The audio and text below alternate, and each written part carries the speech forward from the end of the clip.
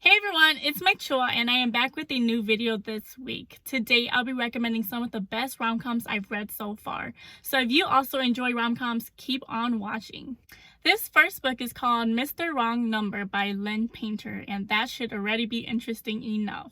In this book, we are following Olivia and her not so great life. She recently lost her job, broke up with her boyfriend after finding out that he's been cheating on her, and if that wasn't enough, she started a fire in her apartment after burning said boyfriend's love letters, so now she's living with her older brother. Pretty messy life there, right? But we know that after every rainstorm, there follows a rainbow, because this brother of hers has a hot, stuck-up roommate who just might make life a little bit easier. Now, we do get dual point of views in this book, and so from Colin's point of view, Olivia was just his friend's annoying little sister, right? So they never really got along from the get-go. They kind of just tolerated each other. One night, Olivia gets this text from an unknown number, right? And we obviously know that it is from Colin. So let me just give you an excerpt of the first time they texted. Okay, so in quotation marks. So tell me exactly what you are wearing. And Olivia replies, your mom's wedding dress and her favorite thong. There are some really good banter in this book. And so we got the brother's best friend trope, you've got male trope, roommates trope, hidden identity. And so if you are looking for a good time, definitely pick up this book. Speaking of wrong numbers, I've got a book that has a similar concept, and it's called Let's Get Textual by Tegan Hunter. And this is the book that made me realize I love this trope. Normally, when you receive a text from a stranger, you're supposed to ignore it, you're supposed to forget about it and move on, right?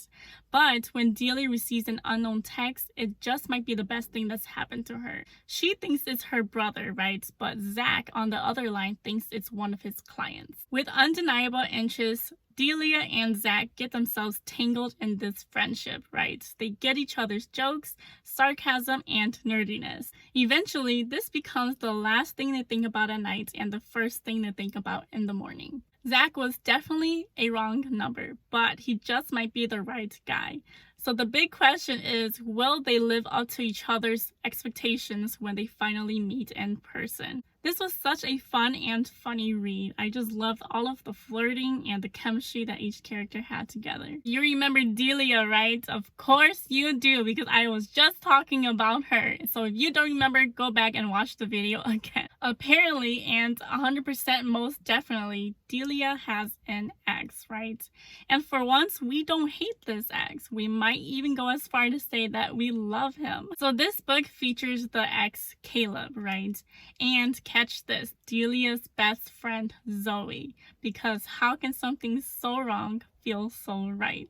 I am loving the forbidden trope. Don't even get me started on this trope. This is like top tier for me. Moving back to the book. So this book is called I Want to Text You Up by Tegan Hunter, obviously, right? And so in the first book, we find out that Olivia finds her happily ever after with Zach. So now she wants to move from her apartment with Zoe and into Zach's apartment, right? So now, obviously, Zoe is looking for a roommate. And I know you already know where this is going. Caleb sees that there's this roommate wanted poster, right? And so he obviously is looking for a place to stay as well. So he reaches out to Zoe, not knowing that it is her because, you know, they're like talking in pen names or whatever. So once they find out they're a good fit, they decide to meet up to discuss the details. It was so funny how they met up and everything, how everything was revealed. And like I said, the forbidden trope just makes everything so much more angstier, so much more like tension involved. And so, like I said, I'm just gonna leave it at that, but definitely pick up this book. It is so funny. Okay, I promise this video is for rom-coms and not just like texting books. So this next book is called The Worst Best Man by Mia Sosa. I remember this book was actually a lighthearted book and there was like a little bit of family dynamics involved. In the first like chapter or two, we find out that Lena and Andrew are getting married, right? So it is their wedding day. But chaos ensues when the groom is nowhere to be found, and he only left behind a text message to his younger brother Max, who is also the best man, right? And apparently Max had influenced him to not go through with the wedding. Now Lena is furious with Max, and Max can't really remember much because he was drunk, so he can't really defend himself or deny it. So now we have a little bit of a hate to love going on, and it's a little weird because Max is actually the love interest. A few years later, Lena is ironically a wedding planner, right? And so she is one of the 2 top candidates for this new position at this grand hotel, which requires her to prove her potential. The only catch is that she is paired with Max on this project, right? And I forgot exactly what Max does, but he's obviously involved somehow. And eventually, after spending so much time together, we see that this animosity gradually becomes attraction towards one another.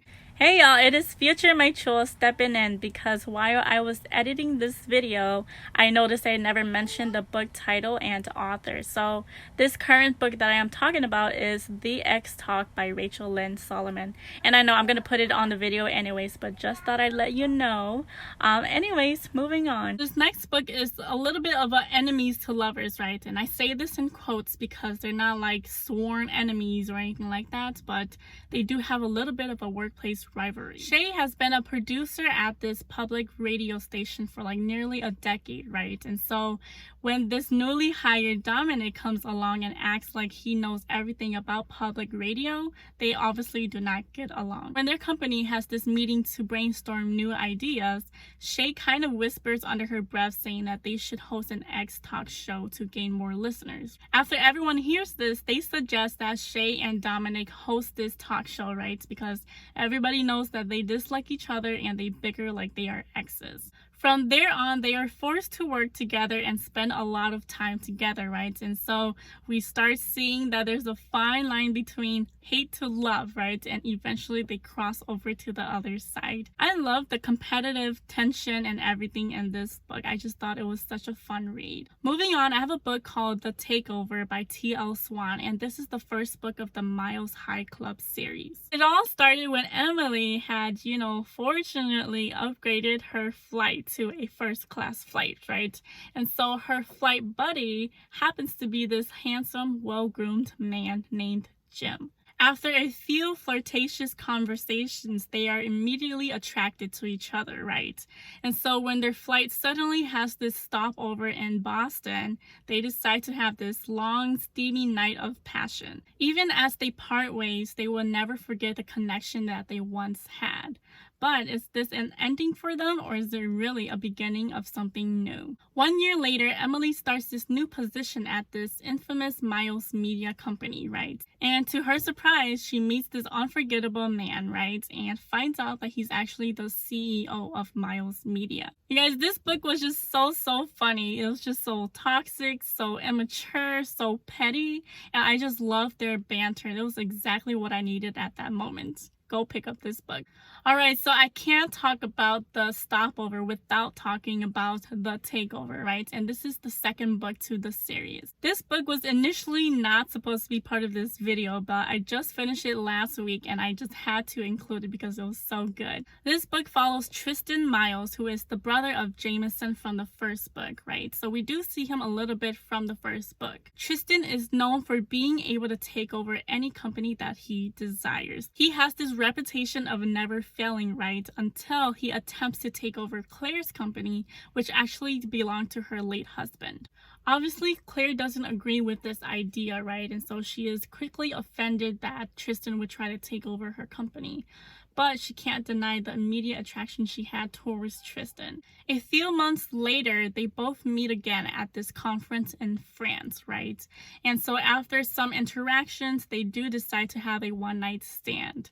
But whatever happened in France definitely followed them back home. This book was just amazing. I never knew how much I would enjoy the dynamic of a younger man courting an older woman, right? And did I mention that she actually is a mother of 3 stubborn boys? The way Tristan had to slowly win them over was just so funny, and at times it was just so immature. I just love the way T.L. Swan writes her characters and the banter that they have together. One moment you'll find yourself getting emotional, and then the next sentence you'll find yourself laughing. I just really enjoyed her books. Alright guys, I think that's a wrap for me, and so if you haven't already, go check out my other YouTube videos. As always, please like, share, comment, and subscribe for more content like this. I will see you next week. Bye.